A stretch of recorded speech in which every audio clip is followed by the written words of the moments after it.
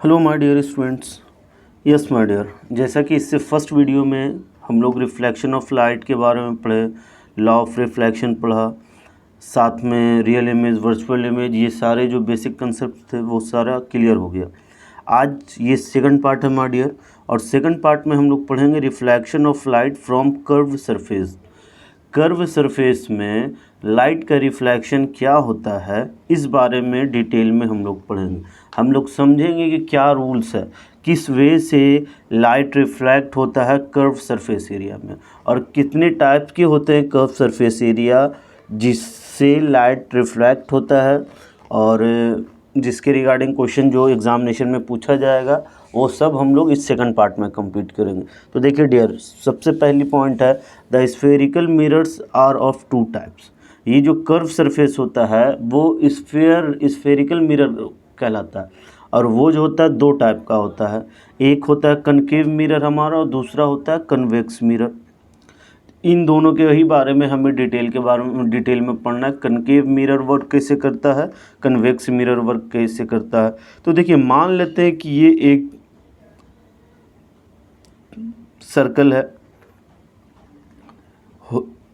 अब इस सर्कल को कहता है कि 20 से 2 पार्ट में कर दें हम लोग, और 20 से 2 पार्ट में करने के बाद आउटर साइड को अगर सिल्वर पॉलिश कर दिया जाए, इसको पेंट कर दिया जाए, तो ऑब्वियसली लाइट जो रिफ्लेक्ट करेगा वो अंदर वाले पार्ट से करेगा। तो इस कंडीशन को हम लोग कनकेव मिरर के रूप में समझते हैं। दूसरा कंडीशन कहता है कि अगर इनर पार्ट को, अंदर वाले पार्ट को पेंट कर दिया जाए, तो लाइट रिफ्लेक्ट कहाँ से करेगा, ऑब्वियसली आउटर पार्ट से। तो जब आउटर पार्ट से लाइट रिफ्लेक्ट करे तो वो हमारा कन्वेक्स मिरर कहलाता है। ठीक है, इस पॉइंट को याद रखिएगा।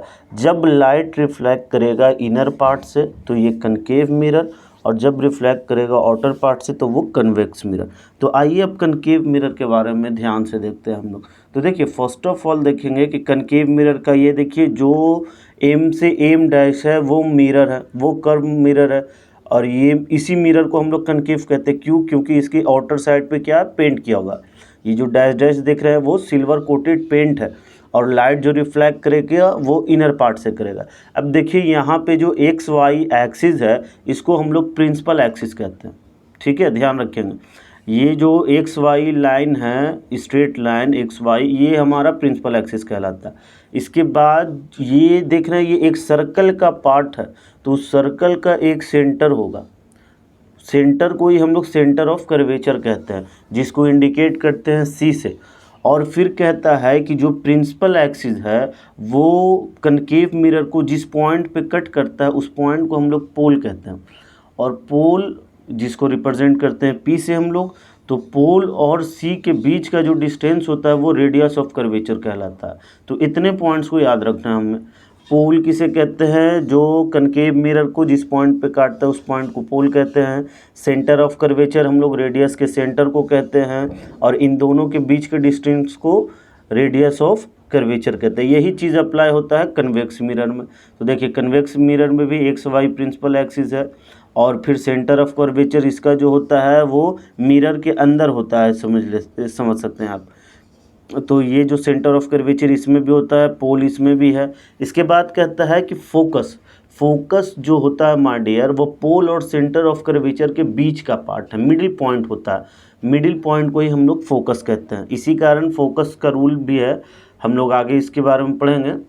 तो हम लोग फोकस और रेडियस ऑफ कर्वेचर की रिलेशनशिप को समझेंगे, वो बाद में हम लोग पढ़ेंगे। आइए अब पॉइंट हम लोग देखते हैं, rules for obtaining images formed by concave and convex mirror. Rule हम लोग पढ़ते हैं कि क्या नियम है, क्या रूल है जिसके कारण इमेज फॉर्म्ड होता है कनकेव मिरर में और कन्वेक्स मिरर में, दोनों के बारे में। तो इमेज बनने के लिए पहले लाइट होना चाहिए और लाइट रिफ्लेक्ट करना चाहिए। तो लाइट रिफ्लेक्ट करके किस वे से जाता है, किस वे से मूव करता है, वो समझता है। देखिए, फर्स्ट रूल जो है कनकेव मिरर में वो कहता है कि अगर प्रिंसिपल एक्सिस के पैरेलल कोई इंसिडेंट रे आ रही है तो वो रिफ्लेक्शन के बाद फोकस से होके गुजरता है। फर्स्ट केस क्या है, अगर प्रिंसिपल एक्सिस के पैरेलल कोई लाइन आ रही है तो वो रिफ्लेक्ट होने के बाद कनकेव मिरर से रिफ्लेक्शन के बाद फोकस से होके गुजरती है। यही चीज़ अप्लाई होती है कन्वेक्स मिरर में। अगर प्रिंसिपल एक्सिस के पैरेलल कोई लाइन आ रही है तो ये रिफ्लेक्ट होने के बाद इस वे से मूव ऑन करता है रिफ्लेक्टेड रे, जिसको आगे बढ़ाने पे हमें ये प्रतीत होता है, हमें ये आभास होता है कि वो फोकस से होकर ही गुजर रहा है। यही काम यहाँ होता है। सेकंड रूल हमारा, इसमें दूसरा रूल ये है कि अगर कोई इंसिडेंट फोकस से होकर आ रही है, फोकस को टच करते हुए आ रही है, तो वो रिफ्लेक्शन के बाद प्रिंसिपल एक्सिस के पैरेलल जाएगा। यही चीज़ इसमें भी, अगर कोई इंसिडेंट फोकस की ओर आ रहा है तो वो रिफ्लेक्शन के बाद प्रिंसिपल एक्सिस के पैरेलल गुजरता है। तो ये दो रूल है कनकेव और कन्वेक्स मिरर के बारे में, जिसे हम लोग याद रखेंगे।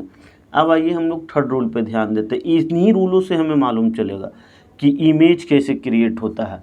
देखिए, अब हम लोग देखेंगे कि अगर कोई इंसिडेंट रे, कोई लाइट जो है वो अगर सेंटर ऑफ कर्वेचर से आ रहा है तो वो रिफ्लेक्शन के बाद सेंटर ऑफ कर्वेचर से ही मूव ऑन हो जाता है, उसी वे से उसी रास्ते से वापस हो जाता है। तो इंसिडेंट रे और reflected ray centre of curvature में सेम होता है। यही काम कन्वेक्स मिरर में भी है। अगर कोई लाइट जो है वो सेंटर ऑफ कर्वेचर की ओर आता हुआ प्रतीत हो तो वो उसी रास्ते रिफ्लेक्ट हो जाता है। देखिए, फोर्थ रूल जो है वो कहता है कि प्रिंसिपल एक्सिस से जितनी एंगल पे कोई इंसिडेंट रे आकर पोल को टच करता है, रिफ्लेक्शन के बाद उतनी ही एंगल से वो पास आउट भी होता है। इसमें angle I is equal to angle R होता है। ये जो है हमारा सेकंड लॉ ऑफ रिफ्लेक्शन है। यही काम कन्वेक्स मिरर में भी होता है कि जिस एंगल से, प्रिंसिपल से जितने एंगल में वो आ रहा है, इंसिडेंट एंगल और रिफ्लेक्टेड एंगल इक्वल होता है माय डियर। तो इन रूल्स के बाद अब हम समझेंगे कि इमेजेस क्रिएट होता कैसे।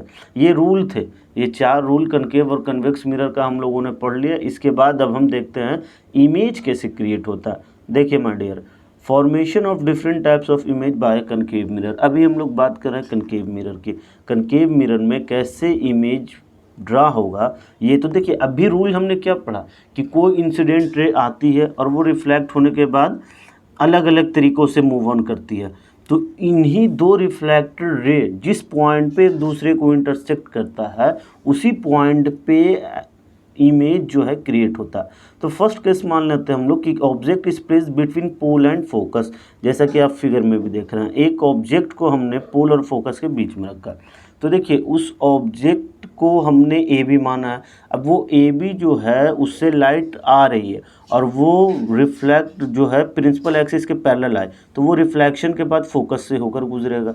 फिर एक पॉइंट हम क्या देख रहे हैं कि लाइट जो जा रही है वो सेंटर ऑफ कर्वेचर से जा रही है, तो उसी वे से वापस आएगी। तो देखिए, ये दोनों रिफ्लेक्टेड रे जो है आगे में ये कभी एक दूसरे से इंटरसेक्ट नहीं होगा, दोनों एक दूसरे से दूर जा रहा है।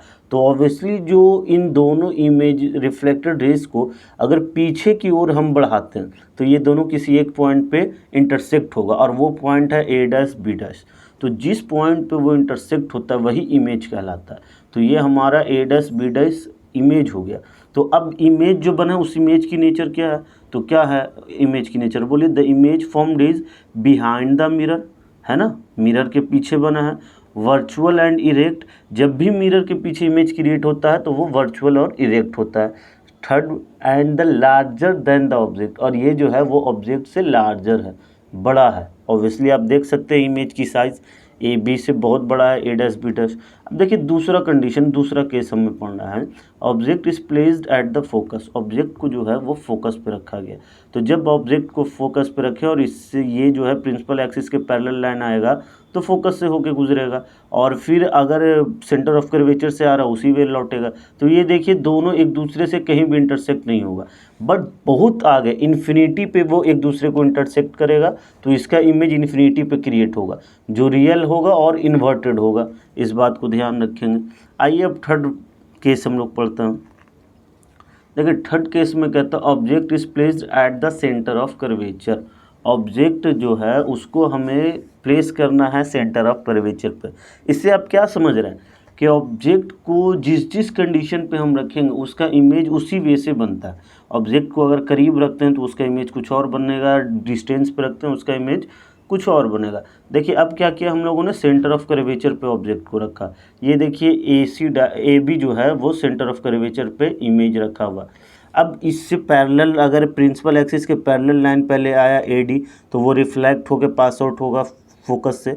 फिर दूसरा कहता है कि अगर कोई रे जो है वो फोकस से जाएगा तो पैरेलल होकर रिफ्लेक्ट करेगा। तो ये दोनों रिफ्लेक्टेड रे मिला कहाँ पे, इंटरसेक्ट एक दूसरे को कहाँ किया, A' पे, और इसी को जब मिला देते हैं तो यही हमारा इमेज क्रिएट होता है। तो देखिए इस इमेज का नेचर बताइए, इमेज कैसा है, तो इमेज क्या है और कहाँ पे बना, पोजीशन क्या है इमेज की, तो इमेज जो है वो at the centre of curvature पे ही बना।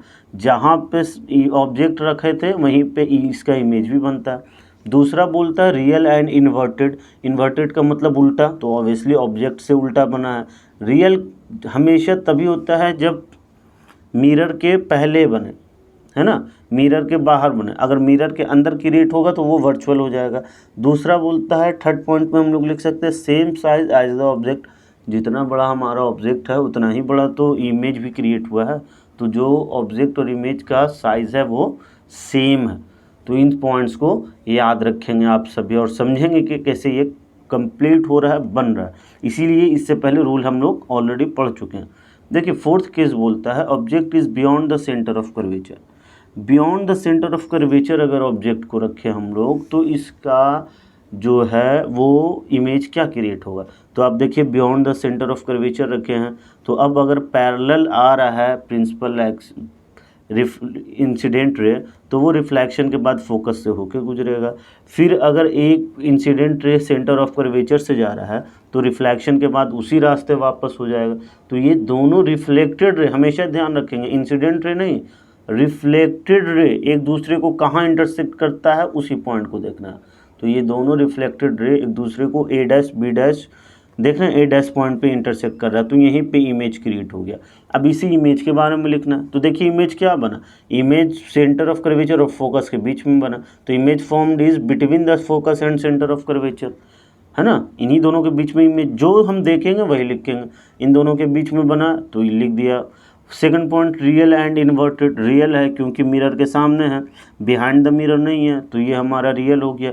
इन्वर्टेड का मतलब उल्टा है ना, AB' की डायरेक्शन कुछ और है और A' B' जो इमेज बना उसका डायरेक्शन अपोजिट है, इन्वर्टेड है, उल्टा है, स्मॉलर देन ऑब्जेक्ट। ऑब्वियसली देखने में ही लग रहा है, इमेज हो या ऑब्जेक्ट हो उसका जो मेजरमेंट होता है वो प्रिंसिपल एक्सिस से ही होता है। तो ऑब्जेक्ट का साइज़ देखिए बहुत बड़ा है और इमेज का साइज़ देखिए वो बहुत छोटा है, तो इसीलिए हम लोग लिखेंगे स्मॉलर दैन द ऑब्जेक्ट। ये था 4 कंडीशंस और 4 केसेस कि अगर अलग अलग जगहों पे हम लोग ऑब्जेक्ट को रखते हैं तो उसका इमेज क्या क्या क्रिएट होता है और कैसा कैसा। ये हमने सीखा कि ऑब्जेक्ट को कहीं प्लेस करने पे उसका